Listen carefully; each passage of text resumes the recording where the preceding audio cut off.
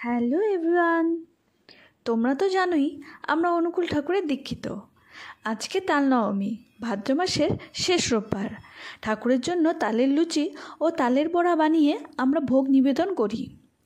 সকালবেলা মা তালের রস বার করে রেখেছিল। তারপর ঠাকুরের জন্য মা কিছু ভেজে নিয়ে পূজার আয়োজন শুরু করেছিল। বাড়িতে আমাদের ঠাকুরের দীক্ষিত কয়েকজনকে নিমন্ত্রণও করা হয়েছিল, তাদের জন্য এবার আমি ভাজা শুরু করলাম। এইদিকে বুনুও হেল্প করছে, ও লুচিগুলো আমাকে বেলে দিচ্ছিল।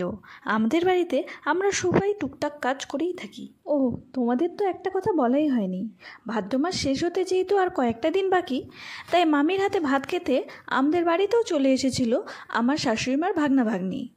সব কাজ কমপ্লিট করে রাতে আমরা বসে পড়ি লুডো খেলতে।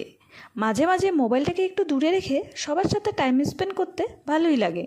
যাই হোক, পরের দিন দুপুরের লাঞ্চ সেরে আমরা চলে যাই বাজার কলকাতায়। যেহেতু পুজো তো চলেই এসেছে, তাই তাদের দুজনের জন্য দুটো ড্রেস নিয়ে নিলাম। তারপর বাজার শেষে পেট পুজোও করে নিলাম। বাড়ির বাইরে বেরোলেই মনটা কেমন জানি খাই খাই করে, তাই এগ চপ ও চিকেন মোমো খেয়ে বাড়ি চলে আসি।